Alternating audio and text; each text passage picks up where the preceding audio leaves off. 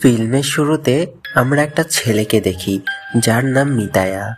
সে একটা সাব স্টেশনে দাঁড়িয়ে আছে, ভয়ে কাঁপছে, কারণ তার মনে হচ্ছে যে কোনো একটা ভুলভুলাইয়াতে আটকে আছে, যেখানে এক্সিট নাম্বার 8 থেকে এগিয়ে গিয়ে ঘুরে ফিরে আবার সেই একই জায়গায় ফিরে আসে। আর প্রতিবারই সে একটা লোককে দেখতে পায় যে কোনো কথা না বলে চলে যায়।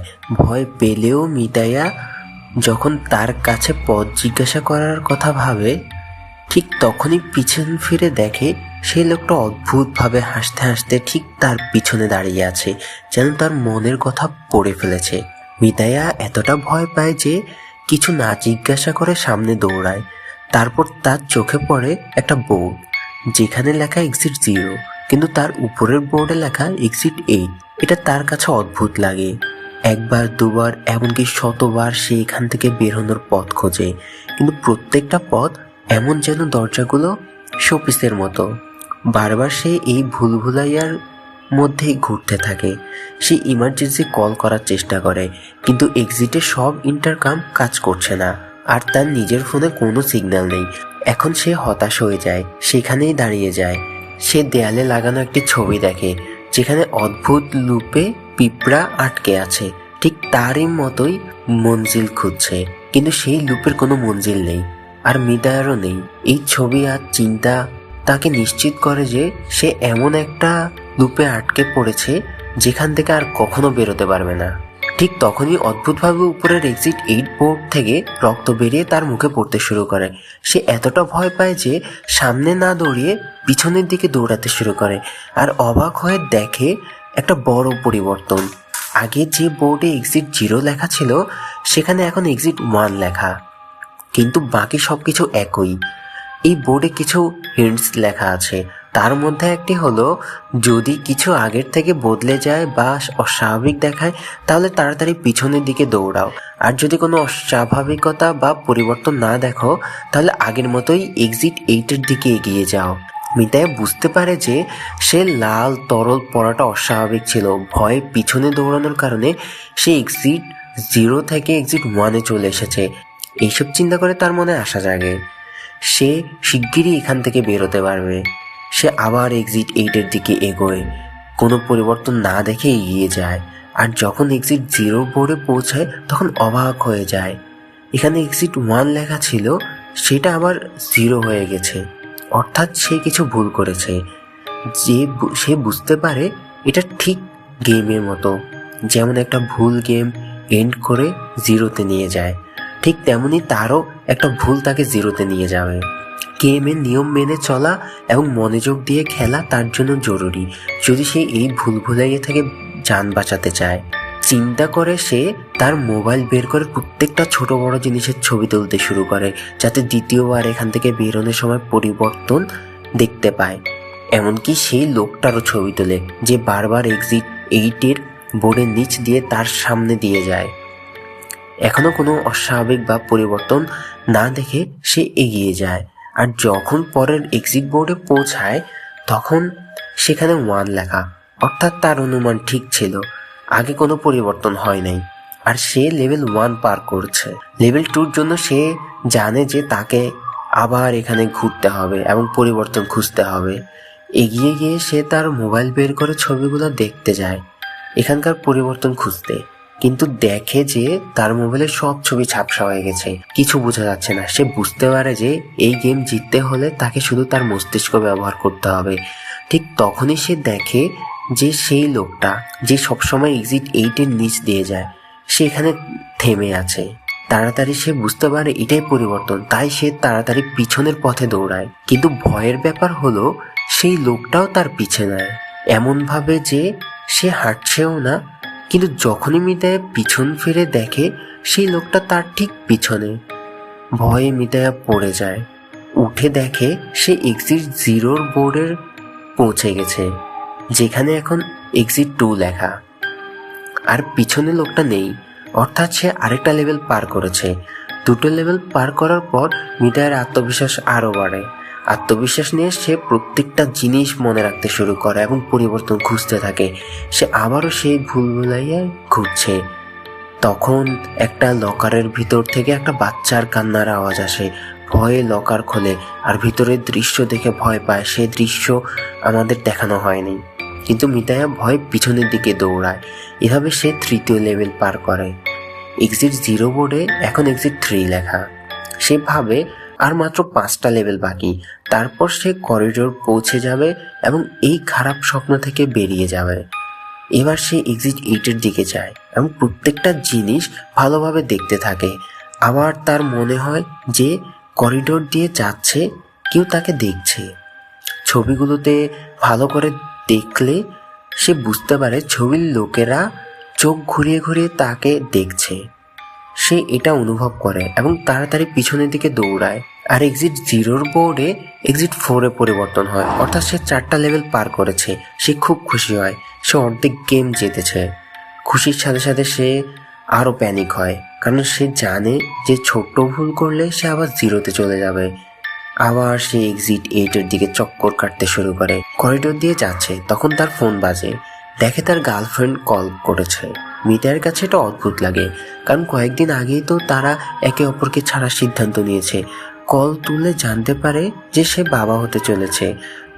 মেয়েটা সব সিদ্ধান্ত তার উপর ছেড়ে দিয়েছে।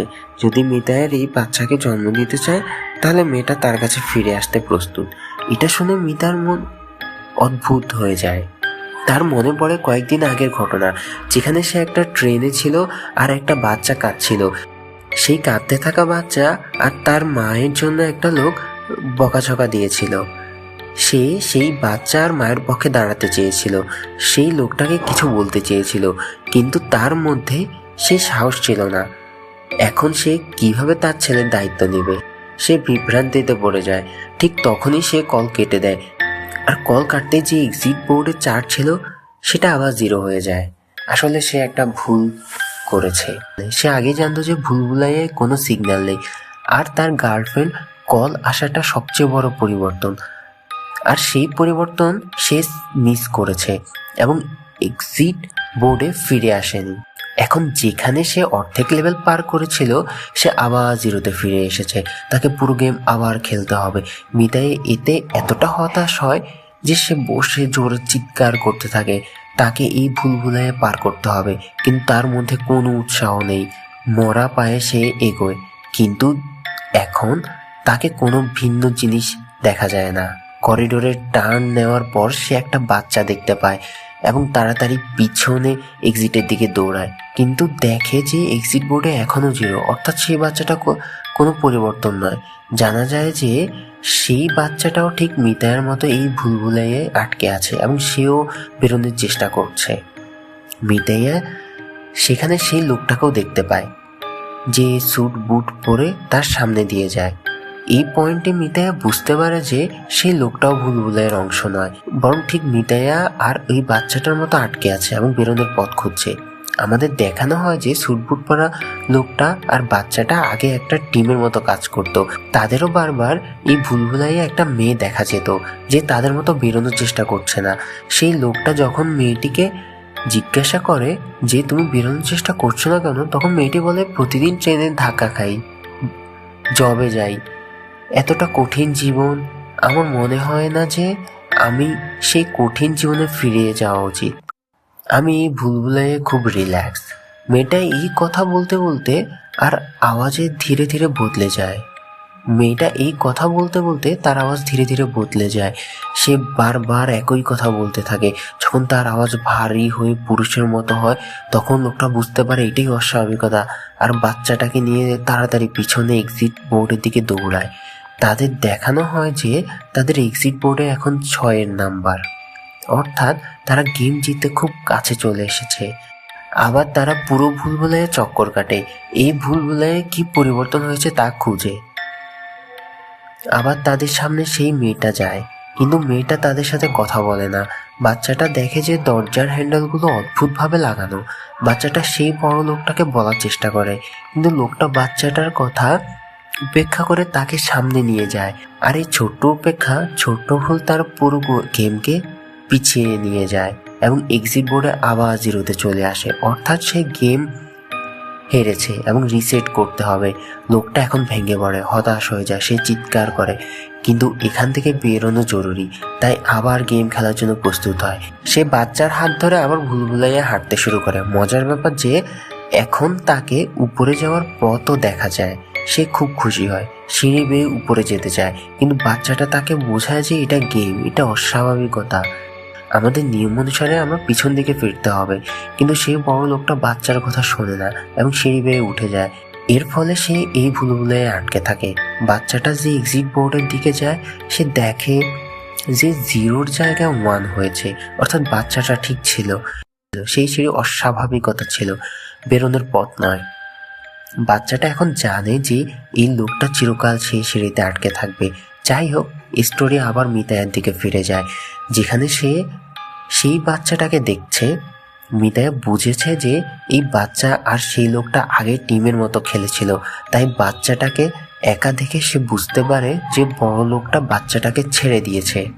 তার কাছে বাচ্চার জন্য খারাপ লাগে। এখন বাচ্চাটা মিতায়ার সঙ্গী হয় এবং মিতায়া তাড়াতাড়ি বুঝতে পারে যে এই বাচ্চা আইকিউ খুব তীক্ষ্ণ, অর্থাৎ এই বাচ্চা খুব বুদ্ধিমান এবং ছোট্ট পরিবর্তনও সহজে ধরে ফেলে। বাচ্চার দক্ষতা ব্যবহার করে তারা শিগগিরই প্রথম এবং তারপর দ্বিতীয় লেভেল পার করে। আর যখন তৃতীয় লেভেল পার করার জন্য তারা ভুলভুলাইয়া ঘুরছে, তখন হঠাৎ ভুলভুলাইয়া লাইট ফ্লিকার করতে শুরু করে, জলে নিভে যায়।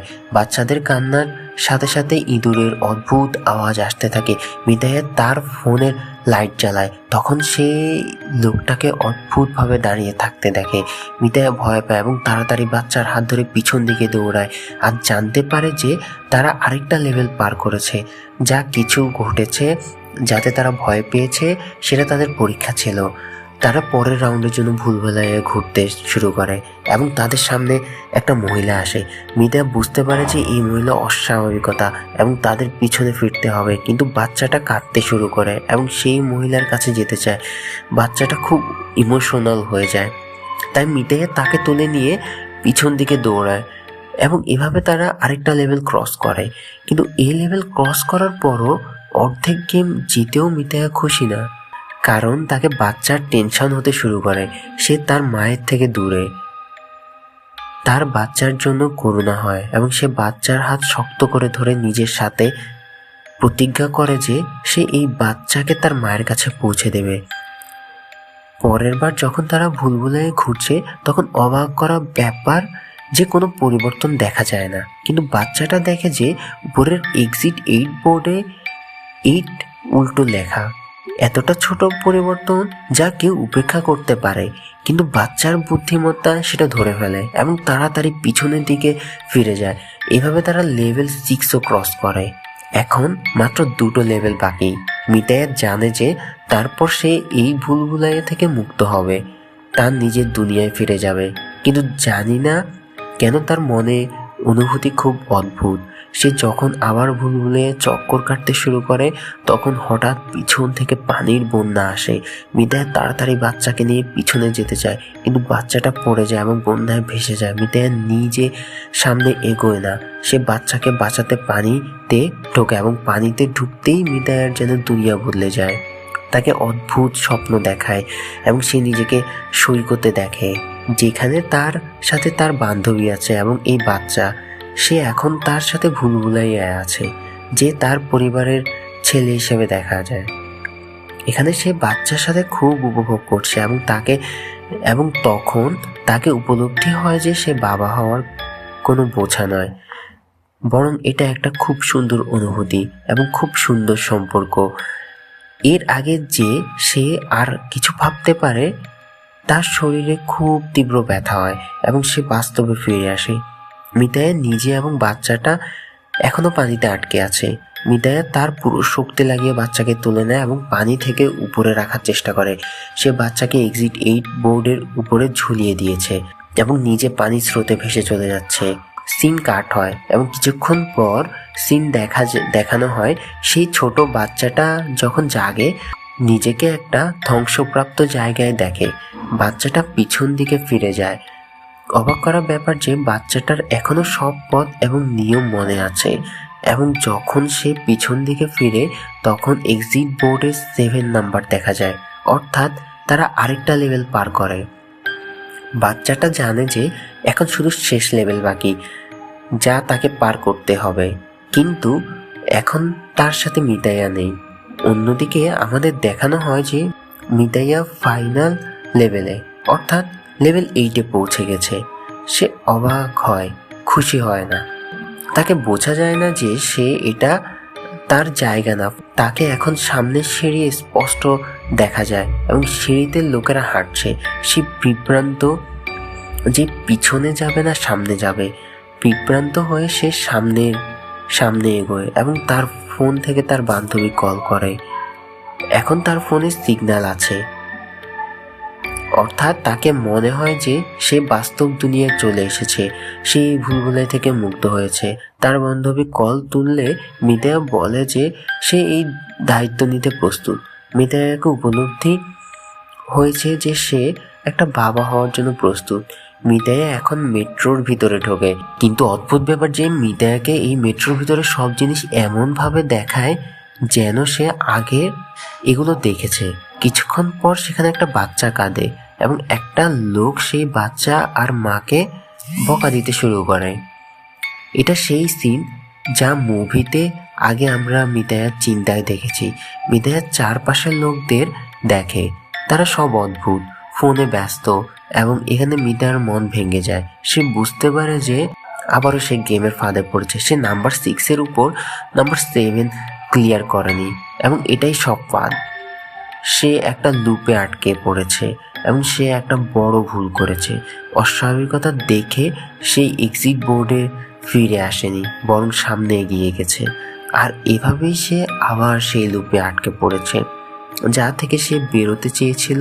আর ঠিক সেটা দেখে এই মুভি এই রহস্যের সাথে শেষ হয় যে মিতায়াকে মুক্ত হয়েছে না সেই ভুলভুলায় আটকে থেকে গেছে।